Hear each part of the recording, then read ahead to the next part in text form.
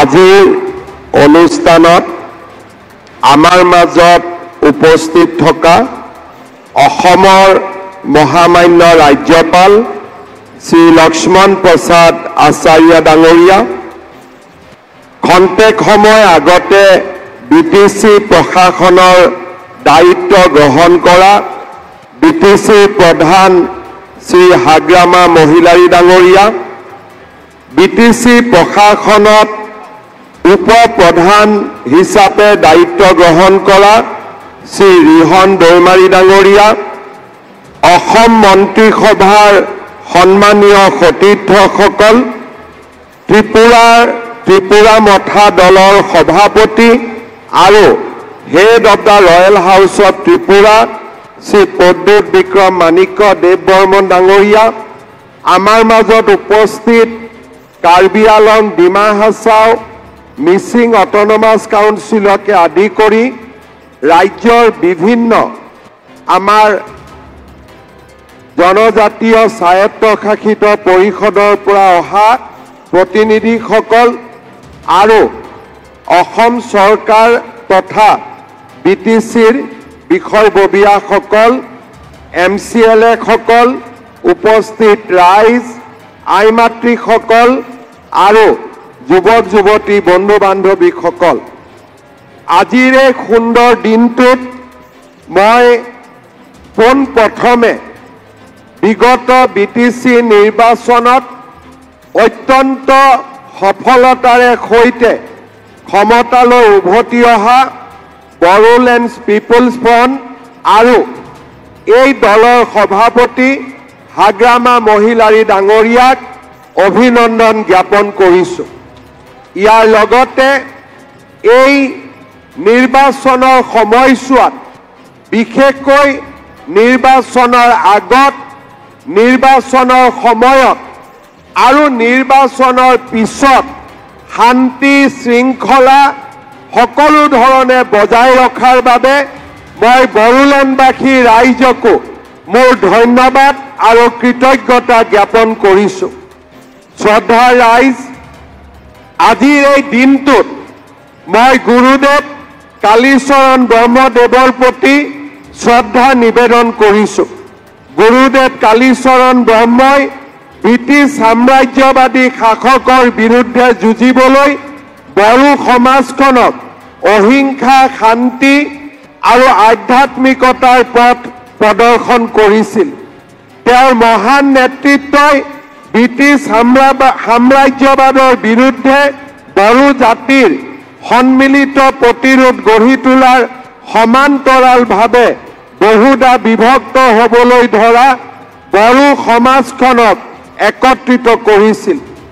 আজিৰ এই শুভ দিনটোত মই বড়ো জাতিৰ অন্যতম পথিকৃত বডোফা উপেন্দ্ৰনাথ ব্ৰহ্ম ডাঙৰীয়াৰ প্ৰতিও গভীৰ শ্ৰদ্ধাঞ্জলি জনাইছোঁ।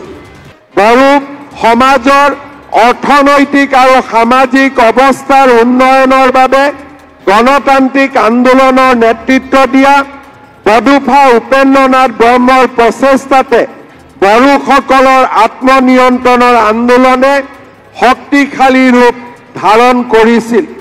বডোফাৰ নেতৃত্বতে বড়োসকলৰ সমস্যাৰ প্ৰতি সমগ্ৰ দেশৰ দৃষ্টি আকৰ্ষিত হৈছিল আৰু বড়োভূমিয়ে স্বায়ত্ত শাসনৰ অধিকাৰ লাভৰ দিশে ধাৱমান হৈছিল। আজিৰ এই দিনটোতে বিটিচি চুক্তিৰ মহান খনিকৰ প্ৰাক্তন প্ৰধানমন্ত্ৰী অটল বিহাৰী বাজপেয়ী ডাঙৰীয়াৰ প্ৰতিও মই শ্ৰদ্ধা নিবেদন কৰিছোঁ। আজিৰ এই দিনটো আমাৰ বাবে এটা অত্যন্ত আনন্দ আৰু স্মৰণীয় দিন, কিয়নো গণতান্ত্ৰিক ব্যৱস্থাৰে আজি বিটিচিৰ এক নতুন পৰিষদ গঠন হৈছে আৰু বিটিচিৰ মুৰব্বী হিচাপে হাগ্ৰামা মহিলাৰী ডাঙৰীয়াই শপত গ্ৰহণ কৰিছে। বড়োলেণ্ডবাসী ৰাইজৰ আনন্দৰ লগতে আজি ভগৱানেও ওপৰৰ পৰা পুষ্পবৃষ্টি কৰি হাগ্ৰামা মহিলাৰী ডাঙৰীয়াক আশীৰ্বাদ প্ৰদান কৰিছে। মই নিশ্চিত যে বড়ভূমিৰ ৰাইজৰ আশীৰ্বাদেৰে হাগ্ৰামা মহিলাৰী ডাঙৰীয়াই অনাগত 5টা বছৰ বিটিচিক যোগ্য নেতৃত্ব দিব। বিটিচিৰ যি শান্তিৰ প্ৰক্ৰিয়া তাক অব্যাহত ৰাখিব। উন্নয়ন আৰু বিকাশৰ এক নতুন দিগন্ত ৰচনা কৰিব। অসম চৰকাৰে সকলো দিশৰ পৰা হাগ্ৰামা মহিলাৰী ডাঙৰীয়া যাতে সফল হ'ব পাৰে, অসম চৰকাৰে হাগ্ৰামা মহিলাৰী ডাঙৰীয়াৰ নতুন প্ৰশাসনক সম্পূৰ্ণ সহায় আৰু সহযোগিতা আগবঢ়াব। তাৰ প্ৰতিশ্ৰুতিও মই চৰকাৰৰ হৈ আজিৰ সভাতে স্পষ্টভাৱে বড়ো ৰাইজৰ আগত, বড়োভূমিৰ জনগণৰ আগত প্ৰকাশ কৰিছোঁ। প্ৰত্যেকটো নিৰ্বাচনৰ সময়ত নিৰ্বাচনৰ প্ৰতিশ্ৰুতি দিয়া হয় আৰু PPFৰ মুৰব্বী হিচাপে হাগ্ৰামা মহিলাৰী ডাঙৰীয়ায়ো বড়োভূমিৰ ৰাইজক প্ৰতিশ্ৰুতি আৰু আমাৰ বড়োলেণ্ডক আগুৱাই যোৱাৰ প্ৰতিশ্ৰুতি প্ৰদান কৰিছিল। মই বিশ্বাস কৰোঁ যে অসম চৰকাৰ আৰু বিটিচি প্ৰশাসনৰ মাজত সহযোগিতাৰ মাজেৰে আমি বিটিচি ৰাইজৰ আশা আৰু আকাংক্ষাক বাস্তৱত ৰূপ দিবলৈ সক্ষম হ'ম। আমাৰ বড়োলেণ্ডত বিটিচি প্ৰশাসনৰ সমান্তৰালভাৱে অসম চৰকাৰেও বিভিন্ন কল্যাণমূলক আঁচনি গ্ৰহণ কৰে। মই আশা কৰোঁ যে আমি দুইখন চৰকাৰে একত্ৰিতভাৱে আমি কাম কৰি বড়োলেণ্ডৰ ৰাইজৰ আশা আৰু আকাংক্ষাক বাস্তৱত ৰূপ দিবলৈ আমি সফল হ'ব পাৰিম। শ্ৰদ্ধাৰ ৰাইজ, আজিৰ এই দিনটোত মই বড়োবাসী ৰাইজক, বড়োলেণ্ডৰ ৰাইজক এটাই অনুৰোধ জনাম। বড়োলেণ্ড হৈছে জাতি উপজাতিৰ এক মহামিলনৰ ক্ষেত্ৰ। সমগ্ৰ অসমৰ 26টা জনগোষ্ঠীৰ লোকে এই বড়োভূমিত বাস কৰে।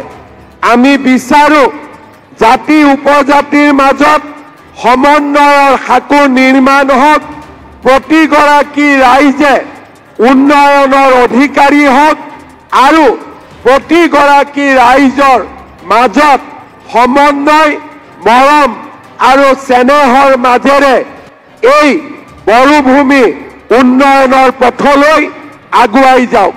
পুনৰ এবাৰ মই অসম চৰকাৰৰ হৈ আজি বিটিচিৰ মুৰব্বী হিচাপে শপত লোৱা হাগ্ৰামা মহিলাৰী ডাঙৰীয়া আৰু উপ মুখ্য প্ৰধান হিচাপে দায়িত্ব লোৱা ৰিহন দৈমাৰী ডাঙৰীয়া আৰু বড়োলেণ্ডৰ সদ্য সমাপ্ত নিৰ্বাচনত নিৰ্বাচিত হোৱা প্ৰতিগৰাকী MCLক উষ্ণ অভিনন্দন জনাই মই মোৰ বক্তব্যৰ সামৰণি মাৰিছোঁ। জয় হিন্দ, বন্দে মাতৰম।